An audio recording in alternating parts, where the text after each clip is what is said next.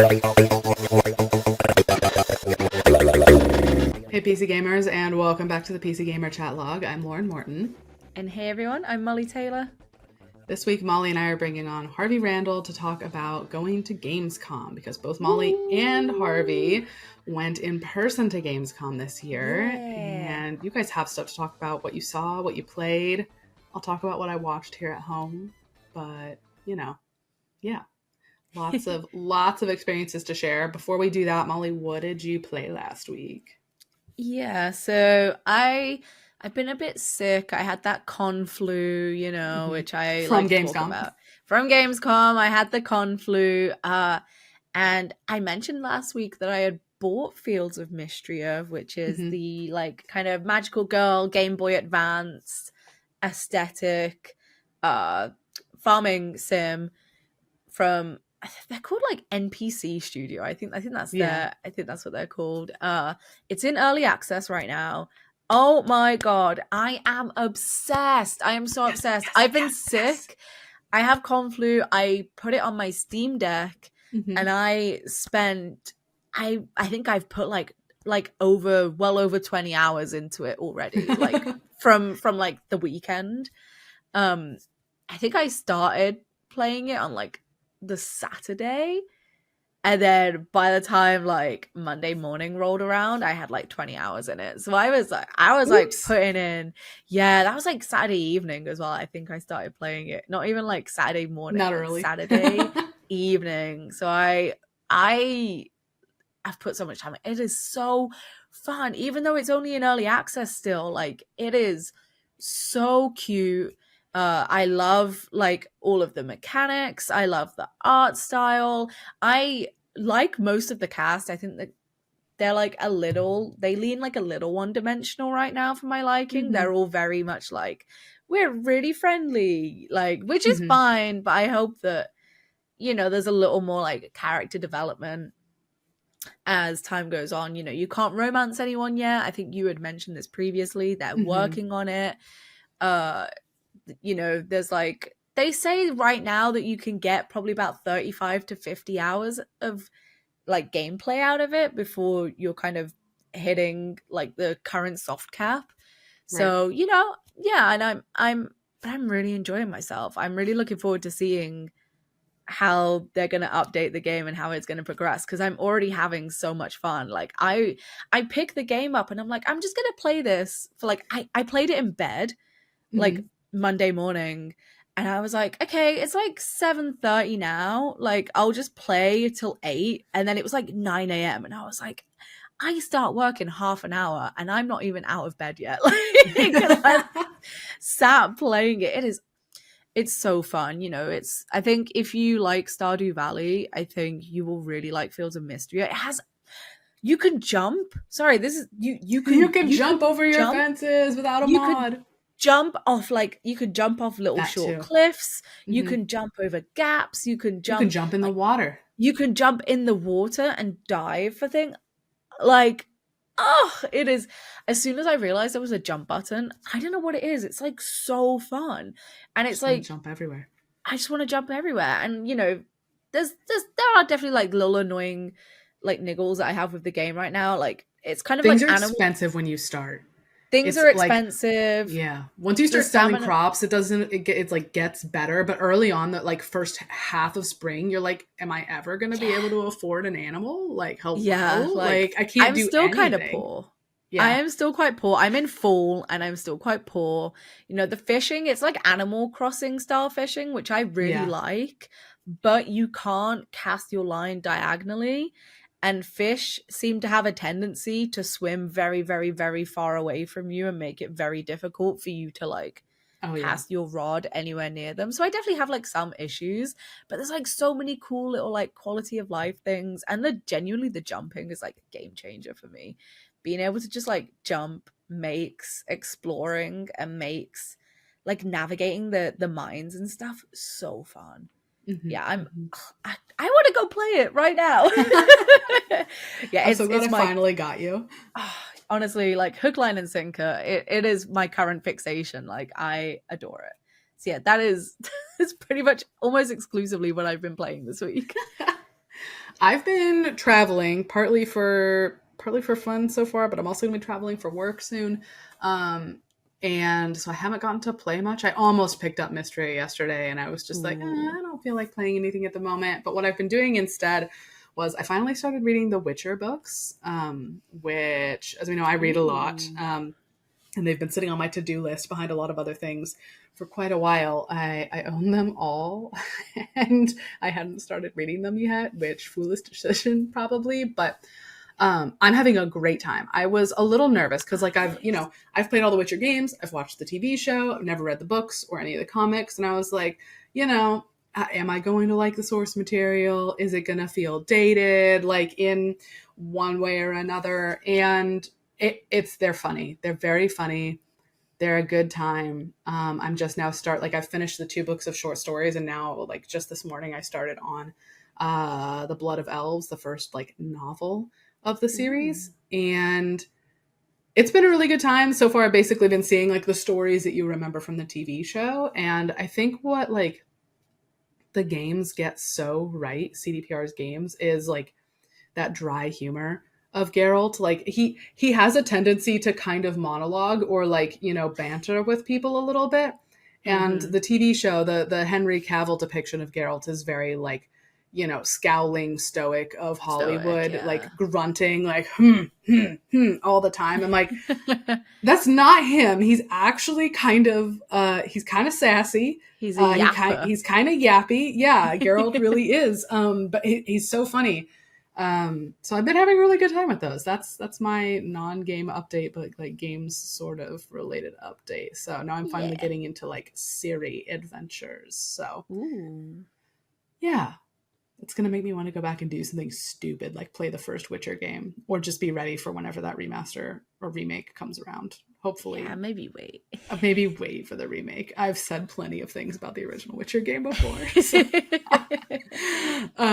yeah, cool. Well, with that out of the way, then let's go grab Harvey and talk about the things that you guys have played that aren't out yet. Hey, Harvey, thank you for joining Mollie and I to talk about Gamescom this year because you two both went to Gamescom. We did. We did. We Did did. allegedly. Allegedly. We've been Unfortunately for doing Harvey, I was over there. Very we fortunately. Very we've all been doing a fortunately. lot more traveling this year. Like a bunch of our US team went to GDC earlier this year. Some people were at Summer Games Fest. Several of you were at Gamescom. I mean, it's been a few years since we've had like the team out in force, like going places to events. So like I've already done my time. I did GDC. How did you guys feel about being in person, getting on the floor, being at a convention again? It's so exciting. It's great. And I mean, I was at Gamescom 2022 as well, which was the Mhm. first Gamescom after COVID. And it was a little more mindful. It was a little more like low key is the word I think I'm looking for. And Mhm. me and Harvey, like I'm like a pandemic writer. Like I entered this industry while we were In in quarantine. 2020. Yeah. Yeah, in 2020, and then Harvey, you've sort of come in like a little bit after that. But the vibe that I was getting, I was talking to other like colleagues who have done a lot more Gamescoms than we have. And they had said that this was really kind of the first Gamescom post COVID that feels the closest to what we had kind of before the pandemic. So yeah, it was like really lively. It was like there was so many people, there was so many things happening, and it was just like it was really fun to be a part of. Yeah. What about you, Harvey? Yeah, well, this is my first Gamescom ever, Mm-hmm. and definitely not my first press trip ever. I've done like little church like singular games and what have you, but this was the first time I was working like a full week with a bunch of appointments for Yes. everything, and it was very chaotic. I had more energy than I anticipated I would have for all of it because I was just like, oh, video games. There's a giant Crimson Desert portal. There's a Final Fantasy. Oh, hello, Naoki Yoshida from Final Fantasy 14. Oh, hello, Ian Hazuko's like so many like interviews and stuff. But yeah, I had a really good time. It was very interesting getting to adjust all of my little my little journalism habits for the sort of intensity that the whole Being thing face to face. necessitated. Yes. Yeah. Yeah, that was something kind of really cool about this year as well, that I was not really afforded to a lot of us in 2022, was there was a lot of developers Yes. out like talking to people. You know, there wasn't a lot of developers, like actual like directors, producers, like actual people working on the games. There weren't a lot of them in 2022. Like this year there were so many big names, loads of people coming out from like the States. We had a lot of Asian developers as well, a lot of Japanese, South Korean, Chinese developers as well, which is sort of a trend that we've seen, kind of the gap closing between like Western and Eastern development. And you really felt that this year as well. There was like so many of like the giant booths. You know, you had like a massive Hoyoverse booth. There was a gigantic Inzoi booth, which is a South Korean developer. Like so much of the showroom floor, it wasn't the usual suspects necessarily. It was like such a great variety of games, like from like a global wealth of developers. It's very cool. Yeah.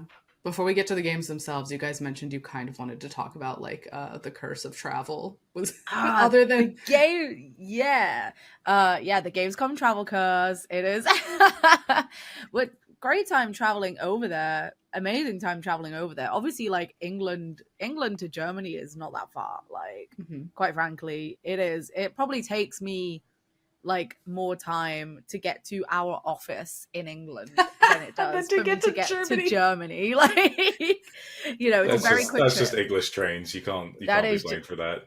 That's just English trains. Yeah, there seems to be a curse when it comes to Gamescom travel. Like, traveling over to Gamescom is usually pretty good. Traveling home from Gamescom is almost always where the problems arise. Like, I had them trying to get home in 2022.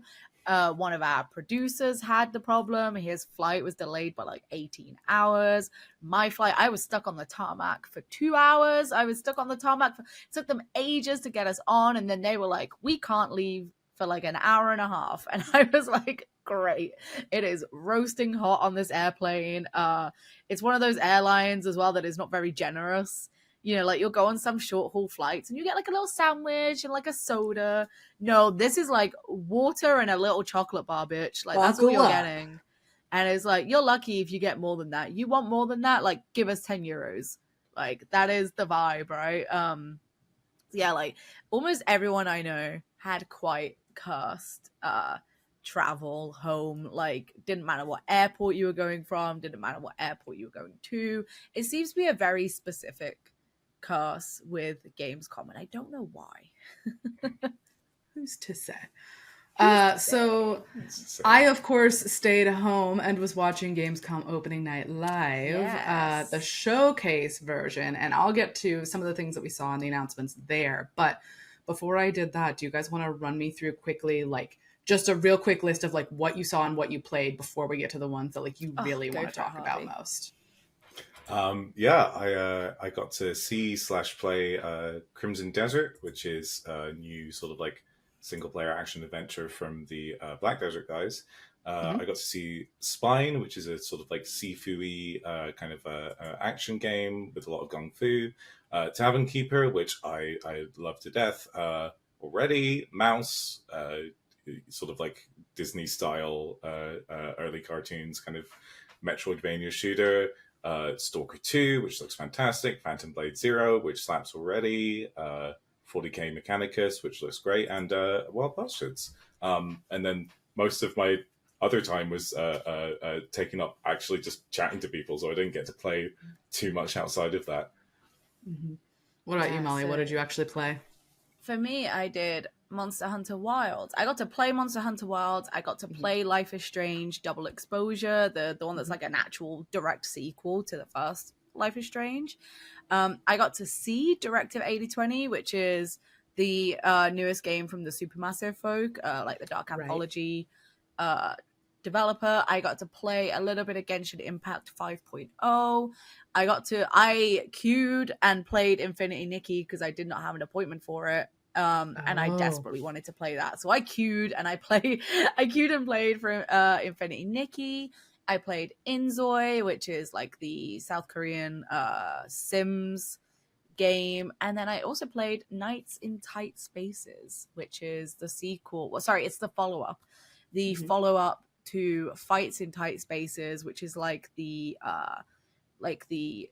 strategy RPG deck building game that's like very, very clever and cool. It's like on this like isometric grid, which is where the kind of strategy tactic bit comes in. Yeah, very, very cool stuff. Nice. I put together a list of like some of the big announcements from the opening night live showcase, or at least things that like caught my. Boot it? You give me like a thumbs up or thumbs down. A toot or a boot? Yeah, we're gonna toot or boot these opening night live games. Let's go. Wait, which one of those is negative? Hold on, is it the boot? The boot is negative. Gotcha. Oh, come on. Tell me, you get a nice pair of boots. I don't know. This is not one of those step on me situations. This is not Lady D. I was more thinking boot up a PC because PC gamer. But... Oh, okay. All right, Borderlands 4 reveal. Boot. Boot. I mean, I heard. Well, I heard that the reaction, because we were not seated inside for the show. We were not present for opening night live. I heard that the vibe in the room when that was announced was perhaps not the vibe. Subdued. It was a little subdued. I heard that it was a little, it was a little like. We'll talk about that. We'll talk about the reaction. Yeah. Dying Light the Beast first reveal. Yeah. I don't know Dying Light. I don't know her. Yeah. Path of Exile 2 coming early access November 15th. That gets a toot from me. Yeah. Toots. Yeah. Toot gamer. Dune Awakening MMO coming in 2025, but I think we just saw a longer trailer for that. Mid. How about half a toot?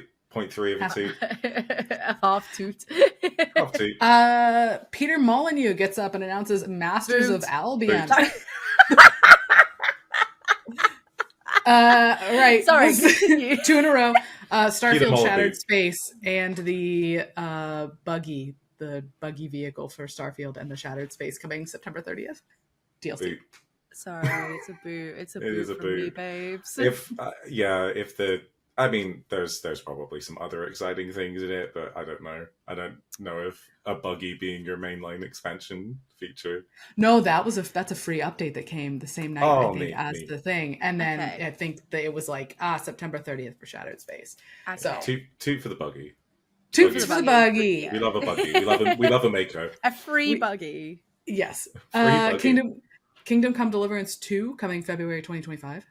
I think that gets a toot from me. I'm probably biased because I saw the booth on the showroom floor and they were doing like knights, like bowling. There were like sword fights happening. They were doing a demonstration. I was like, this is sick. So maybe that's where my toot is coming from. Indiana Jones, as voiced by Troy Baker. Longer trailer story stuff. Gameplay Indiana for that. Jones gets a toot. Voiced by Troy Baker gets a oot. It's just the oot. I feel like we got to add a third one to this, which is just sure. Because that's mostly how I feel about the Indiana Jones thing. But also, I've never been a big Indiana Jones kind of guy. Very quick trailer for Mafia: The Old Country, with more coming in December. That's not my cup of tea. I'll be the toots for Mafia. Never played a Mafia game, but I'm feeling toots for Mafia: The Old Country. Okay, those were the big ones I picked out. There were a lot more trailers and things. You missed the most important trailer, quite I frankly. left things that you played to you. Which one did I miss? I didn't mention any of the things that I know you're going to talk about. Tell me which one I missed. I was going to say you missed Infinity Nikki, but... Yes, that's for you to talk about. Yeah. I have established... Infinity Nikki, absolute, like, fever dream trailer. Nikki. Toots across the board. Toots. Oh my God. I have, like, established such a brand for myself with this game at this point that Gotcha, trailer sicko. played at ONL, and I got like 3 different DMs Saw your from game. other journalists. Yeah, like 3 other journalists DM'd me, and they were like, "Oh my god, did you see the Infinity Nikki trailer?" And I was like, "No, I didn't." I remember texting you while I was walking around the floor, and I saw the Infinity Nikki booth just like, it's your people. And I think you texted back in all caps, "Where is it?" And I was like, I was literally like, "Where is this? I need to go like immediately." Yeah, sorry. I'll talk about Infinity Nikki in a bit. No, that's all I had for like, big trailer mentions from the show. There were many more. You can look them up. You can watch the showcase. But let's just go ahead and roll into things that you guys want to talk about having played. So Molly, tell me about the game that you actually queued and waited to play like a normal individual. Yeah, so I queued and waited to play Infinity Nikki. Which is a dress-up open world adventure gacha game. It is dress-up Genshin Impact. Yes. Like, and you've described the Nikki series to us before on this podcast. I have. I will not give you the rundown again. It was a very good rundown. If you want the rundown, there is like a TikTok or like a YouTube short. Yeah, there's a YouTube short. There's somewhere of me like very quickly lore dumping about the Nikki Up to You like series. So yeah, like I queued for it. IGN had done a preview of this like a month ago, I think. I did not watch it. I'm not the type of person to like be watching like a bunch of other video previews and stuff like that. I don't know. I'm always kind of a bit away from that. Me. Yeah, I'm like, I want to see it for myself. I don't want another bitch telling me how this game plays. I want to play it myself. I want to be the bitch. I want to be the bitch telling other people how it plays. I want to be the guy. So yeah, I was like queuing for it, and I swear, like, because like the Nikki series cannot beat the allegations. I think you can kind of tell from the trailers that it has been a mobile series for a very long time, because the trailers, they tell you nothing. The trailers tell you absolute like dog all about what this game Especially is. this Gamescom trailer. Absolutely. Like, it was just a singing musical, like, Nikki, Nikki, Nikki. And I was like, if you didn't see the trailer before from the summer, you have no idea what's going on here. Right? The ONL trailer, like, go girl, give us nothing. Like, it gave us absolutely nothing.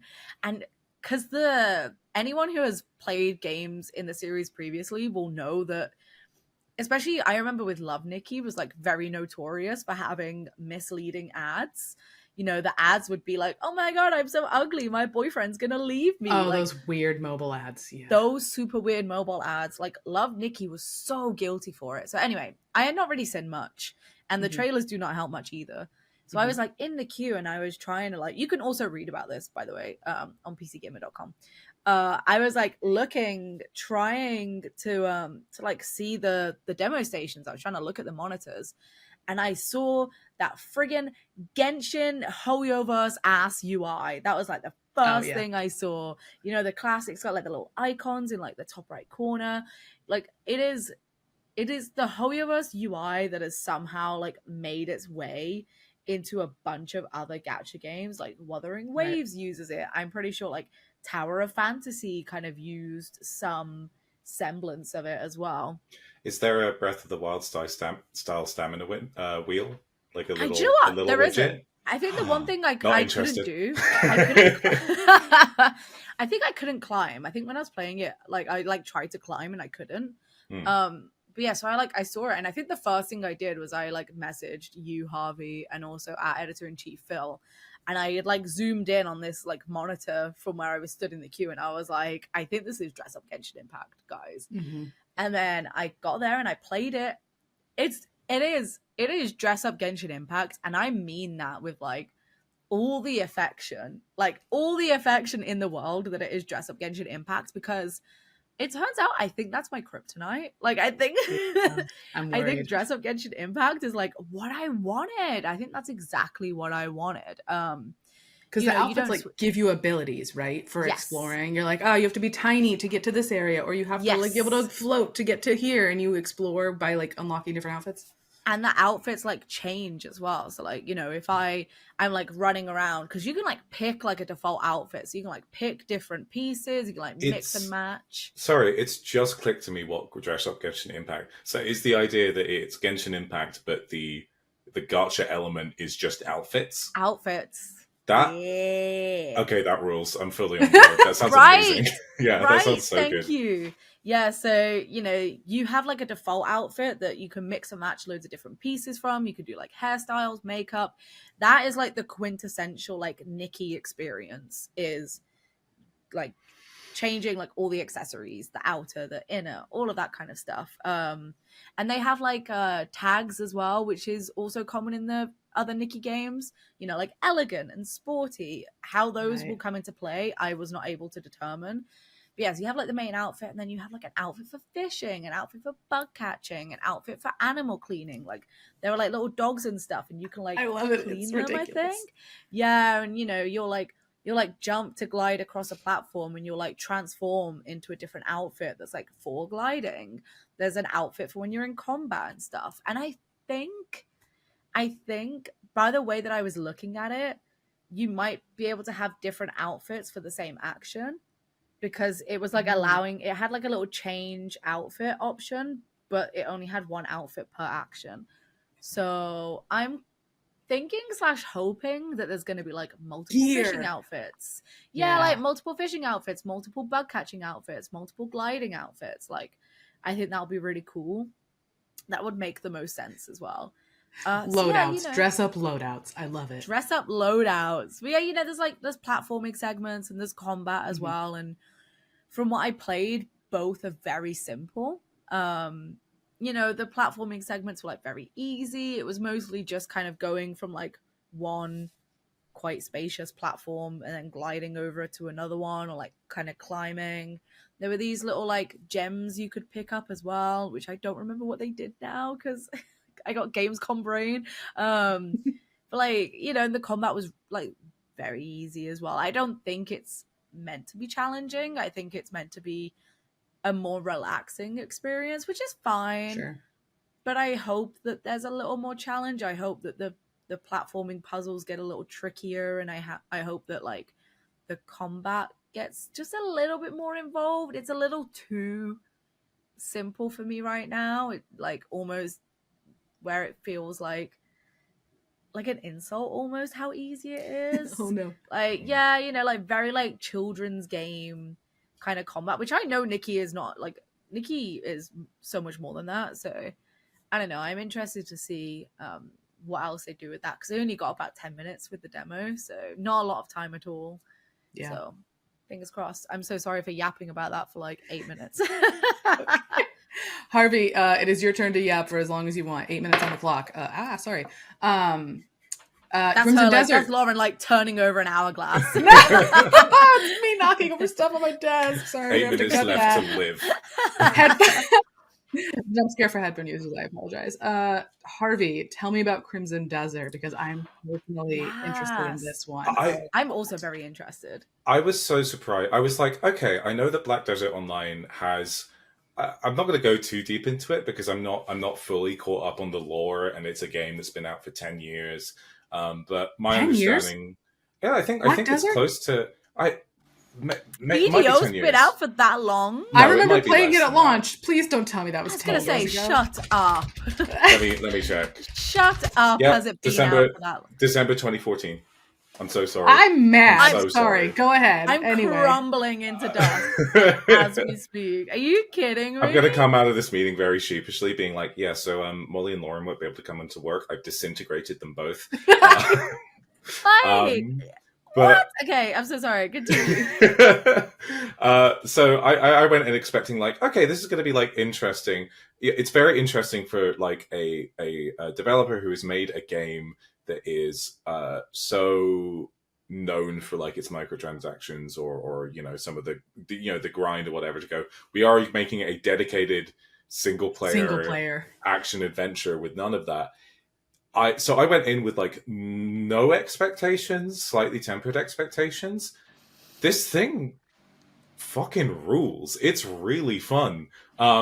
it's got a very sort of Dragon's Dogma 2-y kind of gameplay feel and combat system.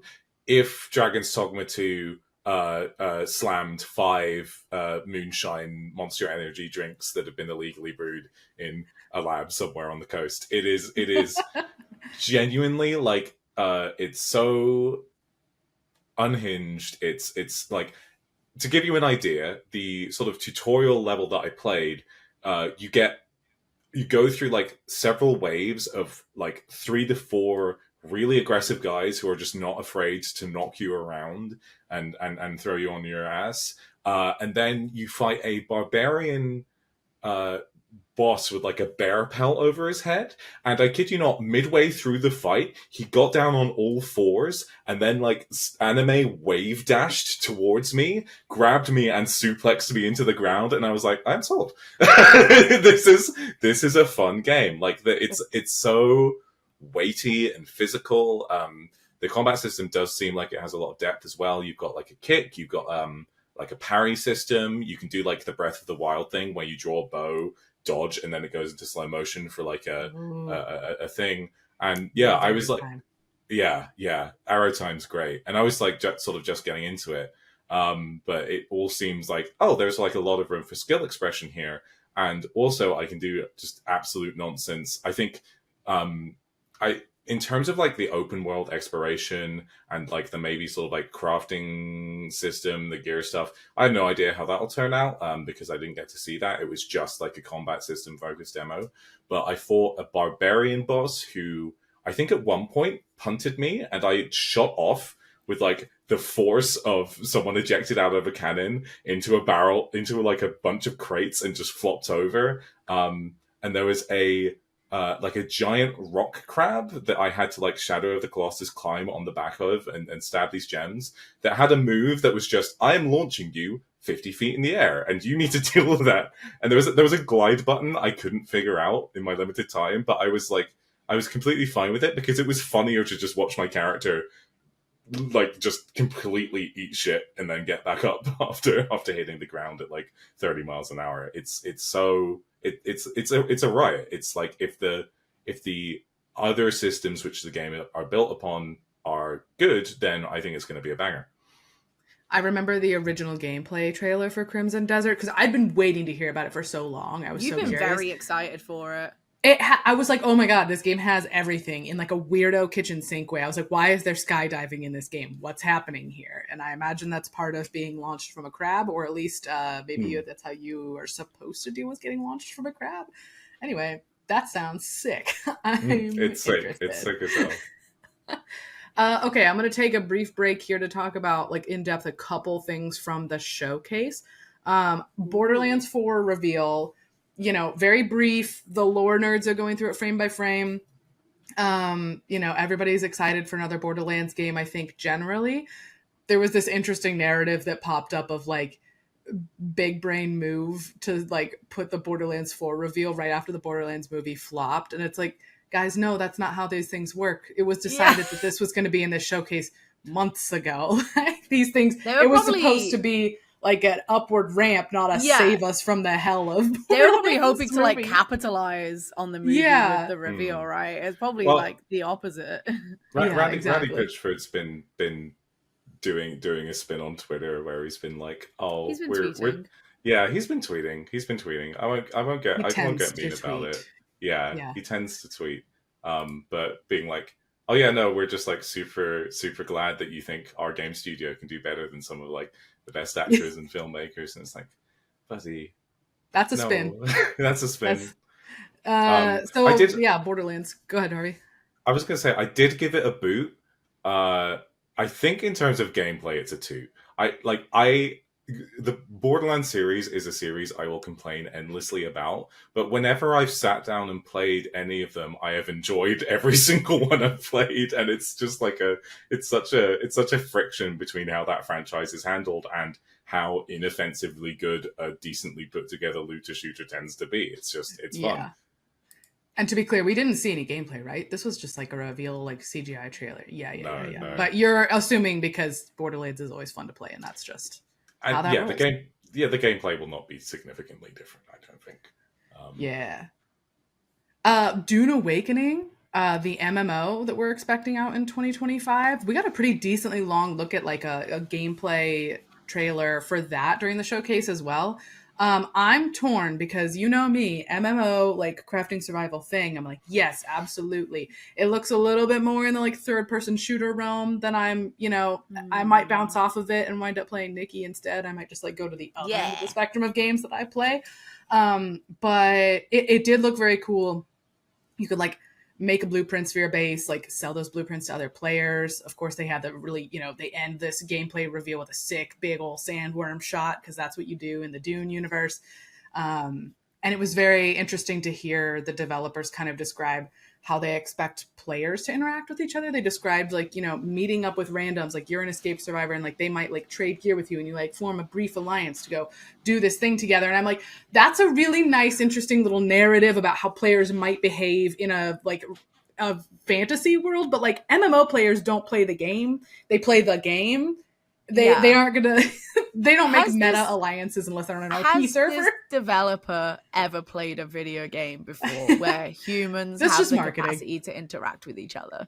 That's just marketing. Look, we've created a world where you're fully immersed and you can role play as a person which we know that's not how MMO players exist. But that's a nice fiction for a marketing trailer. There will be nightclub drama in the Dune universe. Where's the Dune nightclub? Where's the Dune billboard? Dune nightclub billboard. I want the Dune maid cafe. That's what I want. I want there to be a Dune maid cafe. I think that's what the Dune universe has been missing is Catboy maids. And it's like I'm really a maid excited. cafe. Someone make it happen. If someone in this game makes an RP maid cafe, I will play Dune Awakening. I'll be there. Don't threaten me. With a good time. Let's see. Peter Molyneux got up and announced Masters of Albion. I think probably mixed reactions to that. The things described were interesting. It's like a tower defense, like city builder thing where by day you're like managing your city and by night it gets attacked and you can like be in God mode or you can and like design the sandwiches that your people eat, or you can also be in third person control mode to like do actual fighting at night as these things happen. Sounds neat. Does it have any relation to Fable? Or is it just... No. We had this discussion on team because we were all like Albion. Albion is like that's actually a non-specific thing. That's not a Fable thing. That's just some old fantasy ass name for Yon Island that you all live on. But can you sorry, I just got discombobulated by Yon Island. Can you put your initials on a tree and then when it grows up, the initials will still be there? That's very important to me. I don't know. Maybe you could probably. Damn it, Peter! You promised. Technology's here now. Very, very neat sounding. I think as the words always. You just used, Lauren. Yeah, yes. I was just like, of course. They that's sure every always single sound neat. Game shared by Mr. Molyneux ever. I wish I got paid money to stand on a stage and just say stuff. Molly, you get paid to be in this podcast and just say stuff. Okay? That's true. Yeah. We do get paid to just say stuff on the website. I get paid £1 billion for every word I write. I wish. I only get paid 0.8 billion. You guys are getting paid? Kingdom Come Deliverance 2 is also coming February 2025. Trailer for that looked pretty awesome as well. We reviewed the original Kingdom Come Deliverance very highly. I think Andy Kelly did a review for it back in the day and described it as like, very interesting, deep, like almost immersive sim like kind of RPG experience with the interesting combat of like, directional blocking, swinging, all that good stuff. So I'm real curious. I didn't play the original. I probably should have. I probably need to before this new one comes out. Then Indiana Jones as voiced by Troy Baker. I'm sure that's going to be great. I'm sure it's going to be an Indiana Jones game. The fact that it's Troy Baker's voice was distracting in that trailer because he was also narrating it wasn't just in voice Indiana Jones. He was also narrating this is Indiana Jones that we're doing and giving a background. And I was like, I'm not going to be able to unhear it. He's never going to sound like Indiana Jones. It's so interesting to me because I think I might be completely wrong here, but I think he did like the Joker in the Arkham games for a while, and did a very good like Mark Hamill Joker impression. So he can change. He can change the he can modulate his voice. Why does it always sound like him? He's a very good actor. I don't get That's it. why that is my problem. Is like Troy Baker is a very talented king. He would not have been in as much stuff as he has been if he wasn't. But the problem is like his voice is so his voice is like so clockable at this point that I struggle to like separate it, or I struggle to be like, oh, this is Indiana Jones. Even now you're like Troy Baker as Indiana Jones, and it's like oh, it's Troy Baker. It's like suffering from success kind of situation, right? Where it's like, oh, you're in like a bunch of stuff, but everyone clocks you like frame one, and it's like, oh, it's Troy Baker, which I don't know if that's a good thing or a bad thing necessarily. Maybe a bit of both. Deep cut, totally unrelated, but Gideon Emery, who plays Fenris in Dragon Age 2, very recognizable voice. And if you've ever played the Elder Scrolls Online and gone to the faction where Dunmer, the Wood Elves, what are they fucking called in Elder Scrolls lore? It's been a minute since I played. Anyway, he voices a lot of random NPCs, and you're just like, Fenris? Hello? You can't not hear his exact voice. It's the weirdest thing. Mafia: The Old Country. I'm pretty psyched for that. I've never played a Mafia game, but I like crime family drama stuff. I like Yakuza. I like, Peaky Blinders. What else? Ozarks. I've never played a Mafia game, but I probably should. And I'm like, all right, heck yeah, let's do it. Let's do family crimes. I'm super curious to hear about the Mafia game, but the moment you said Yakuza, I'm like, I would kill for a game about the Italian mafia with the exact tone of the Yakuza games. That would not be the tone of the Mafia series at all. I wish it were. Oh, we need that. That would be very funny. So that's kind of, some of the big highlight announcements, things, reactions. Molly, tell us about playing Inzoi, the life sim game by Krafton, of all things. Yeah, so Inzoi, obviously we have at Gamescom, we have like a business area where most of our appointments take place, but sometimes developers will have their like press appointments taking place on the commercial floor, which was the case for Inzoi. So it was interesting because I got to see just how many people were queuing to play this game. I had spoken to the PR person, and he had said that they'd been given a ballpark of like 4 hours, which you can also read about my writing on this, about kind of the games of the show. Inzoi definitely felt like one of them. It was very popular. I am kind of in the middle right now. Lauren, you and me have spoken quite a lot about the Sims and life Sims and Sims competitors and where things are with that, and things are like competition is like not in a great shape right now. What I played of Inzoi, I mostly enjoyed. It is The Sims. It is a very realistic looking Sims. It kind of has pieces from like every Sims game I've ever played. Like, it has that kind of open worldness of The Sims 3. It's very seamless. You could like drive a car manually as well.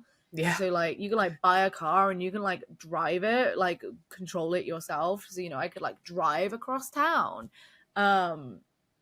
You can kind of like The Sims 2 PS2. I don't know if either of you ever played it, but in the PS2 version of The Sims 2, you have direct control of your sim. So you can in Inzoi, you can do the classic like click and go do this, but you can also WASD it. You can like move your sim around like manually as well, which is quite interesting. So yeah, I made a character and then I gave myself a husband. The character creator was available to everyone, which led to some very interesting creations. Someone had made Shrek, so I made Shrek. Always makes Shrek. Someone always makes Shrek. It was a very good Shrek. So I made Shrek my husband, and we moved into like an apartment. Yeah. And I was like, you took that man out of his swamp and into the city. I took that man out of his swamp into a high rise, baby. Shrek in the city. That's the plot of Shrek 5, whatever number Shrek in the city. And I was like trying to interact with him. I was like clicking on him and I was trying to make stuff happen. And then like it just kept breaking and Shrek just kept like vacuuming like loads of random spots. So I'm like trying to talk to my husband and he's like vacuuming the bedroom. And then I try and talk to him again and he just walks off onto the balcony and starts vacuuming the balcony. And I'm like, is our marriage that much in shambles that you're like vacuuming the balcony just to avoid talking to me? It was very bizarre. I just have this amazing mental image of you staring forlornly through a screen window, as Shrek just vacuums the balcony. I was just watching him. I was like, what is he doing? And eventually I managed to talk to him. The dialogue options are a bit, they're okay. It definitely feels less refined than The Sims in a lot of ways. And then, there's some kind of weird reliance on AI stuff. I think they've been quite open with like the generative AI that I think they've been using for some textures, I think is what's happened. Players can use it also to like make patterns and stuff and put on things. Yeah. And then they have like a feature called 3D printer that lets you take a photo of a piece of furniture and like turn it into a 3D model for you, which sounds very good in practice. Like I like the idea of that. It's a cool concept. But they had said that they were training it on AI, obviously. And the way that the conversation went kind of sounded like it was something that they were looking to implement into like their own work themselves, which is obviously quite concerning, for like the game and for artists that are working on the game as well. They did tell me they haven't used it to make any of the assets that are in game currently. But I also don't really like look forward to a possible future where it is being used for assets. Didn't love that. They also have like a chat GPT style bot that you can ask questions to if you're stuck. Yeah, which like girl, tutorials exist for a reason. And I had like placed a wardrobe because I wanted to try change my outfit. I had placed a wardrobe and for some reason I couldn't interact with it. So I was like, okay, this is the perfect time for me to use the bot, right? The little like chat GPT style bot. I forget what it was called. I'm sorry. So I said like, oh, how can I change my clothes? And it fed me back an answer on like changing furniture, like something to do with furniture. And I was like, no, babes, like try again. It's not a pomegranate, like let's try again. What do you think it is? So I like reworded the question slightly and I was like, oh, how do I change my outfit? And it was like, oh, sorry, we don't know the answer to that. Try and make your question like more specific with like specific keywords. I was like, I don't know how more specific I can get than change an outfit. So they did say that it's a work in progress, that they're like, it's not finalized yet. They're still fine tuning it. But to me, like, it was such a perfect example of like very unnecessary implementation of AI. Like tutorials with categories exist like for a reason, right? And I just, it's just one of those things that feels unnecessary. Yeah, and like it kind of cuts out important parts of like the life sim community, right? Of people who like make custom content and like make patterns, make beautiful stuff and upload them for other people to use. People that are really embedded in that community, making video tutorials or like, doing gameplay, all those things is, I don't know. It's definitely, as we've talked about, The Sims needs competition. It will be good, I think, one way or another for there to be an alternative to The Sims. We might find out that every life sim is jank as hell, and it actually doesn't get much better than The Sims, which is, well, we'll see. You had spoken to Life by You's former creative director. Thank you. While that was still in development, yeah. Yes, and he had said basically that like live sims are like really hard to make. The most right? complex, like wild thing that you can't even Yeah. comprehend. Yeah. The same sentiment was echoed when I spoke with the Inzoi. I think it was the Inzoi director. I'm so sorry. My brain is like poof. It was. I'm pretty sure it was the director. He had expressed basically the same sentiment that it's such a hard, it's such a difficult style of game to make, and that's why there's just not really many. So I thought that was interesting as well. That like we knew they were hard to make, but having two people who are actively making life sims or were actively making life sims being like, yeah, these are, oh geez, yeah, these are freaking hard to make, like kind of gives you a little bit more understanding, I guess. But yeah, a little shaky on Inzoi right now, not too cautious. sure. Cautiously optimistic. I also think the realistic graphics are cool. I think it's going to be rough on people's PCs. I think it's going to age like milk as well. I think you look at The Sims 4, I think The Sims 4 still looks pretty damn good. I think The Sims 4 has, like, for me, because a really great blend of, like, cartoon and realism. I think Inzoi will not age as well. But yeah, that's entirely that's possible. Harvey, tell us about Tavern Keeper, because you were really excited to talk about that as well. It's so nice, and I think there is. Remind me what it is exactly, because I have a picture in my head. But so Tavern Keeper is a sort of management game in the style of like 2 Point Hospital or whatever. But the core conceit is that you're managing a tavern where a bunch of adventurers are coming.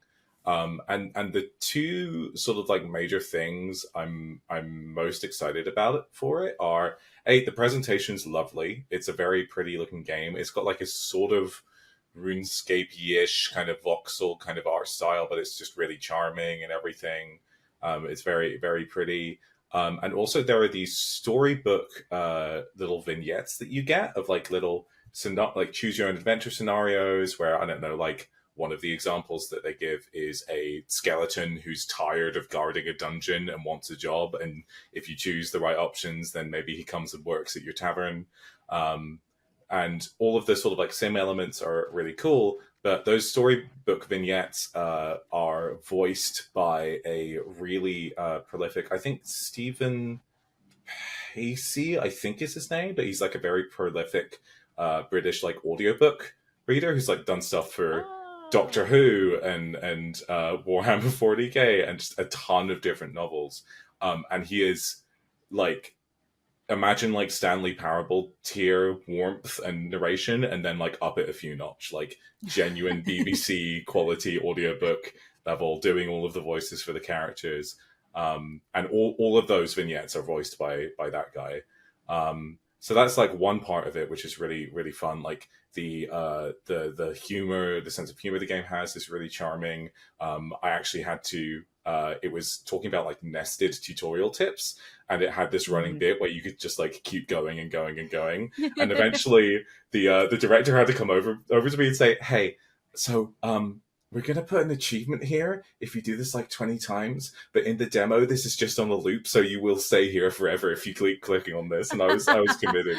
But the actual meat of the game is really cool because you have a lot of customization in terms of like where you place the furniture, but there's also like a spore tier powerful furniture editor where you can just take all of the assets that the game has and like fully rotate them and scale them and clip them into furniture and stuff, which means that when I play this game, and I will be playing this game because I absolutely adore it so far, I will be spending probably 2/3 of my hours just getting like a little feature that I can put in one of my taverns correct. He showed me they have some community creators doing stuff. Someone made like a full D&D table. Someone cobbled together like a coffee machine. Someone made like a full painting of just like different colored rocks, like stretched and flattened and like pushed into this thing. It's like a really comprehensive system, and then you can like save those templates and put them in your other taverns and stuff. But it's by the same people who made I keep thinking, is it like Dev Simulator? Like, and it's taken them 10 years to make this, and it kind of shows in just the craft that's gone into it. But also, a peek into how the sausage gets made. It was also on the Friday. It was my last appointment, and they had these amazing soundproof headphones. And after a day of being surrounded by noise, just being wrapped up in the warm hug of this guy doing like audiobook narration, I was like, "This is." You were at peace. I was at peace. I was at peace. This is but very pleasant. yeah, it's looking really good, and I cannot sing its praises enough. Yeah, this was like the one game that, even though you played it on the Friday, which was the last night that we were in Germany, it was probably the game I heard you talk about like the most. It's so cute. Even though it was the very last game that you played, it was like there was the one that you were like, yeah, this game was awesome. Like this game was super cool. This game rules. Anytime I had to peel myself away from that furniture editor because I was like, okay, I'm going to put like a little rock here, and I'm going to put a little bird on top of the rock, and then, I wonder if I could get like a little vine wreath with like a symbol of my tavern on front, and then maybe rotate and put some flowers at the bottom of it. And I was like, oh, I have about 3 minutes of this demo left, so I should probably look at the rest of the video game if I'm going to talk about it. Love it. Last shout out stuff, or well, I should say all the things that we've mentioned and not talked about in depth, the games that you guys mentioned at the very beginning that you've also either seen or played, there's coverage of that on the website on pcgamer.com. Is there any bunch. There's so much. Is there anything, either a hands-on or an interview that you guys did that you don't want people to miss from like that's gone up in the last like couple weeks from all this stuff? That's a good question. Like I said, make sure to check out what the games of the show were, what the comms of the game really were, for sure. And then Nights in Tight Spaces is a really fun game. I've only ever played the demo of Fights in Tight Spaces, but it feels like a really great evolution on what they did with that game. And it's beautiful as well. It is so pretty. I had a great time with it, so yeah. Nice. Stalker 2 is looking great as well. I haven't got a chance to write up the interviews that I did myself, but some of our fine fellows on the US team have written those up, and they are super interesting. That studio's gone through a ton. I also got to interview Naoki Yoshida of game director of FF14, and that was a very fun interview to do. So yeah, go ahead and read my thoughts on that, and there should be more coming. Awesome. Love it. Yeah. So everything that we've talked about, like we said, you can find on pcgamer.com all of this great Gamescom 2024 coverage, along with all of our usual news, reviews, guides, opinions, everything you need. And as usual, you'll also be able to talk with Mollie and I about this week's episode at forums.pcgamer.com. So thank you, Harvey, both of you. I hope you are feeling well rested and recovered. I have the con flu. Yay! I'm just tired. Bye, guys. Bye. Bye.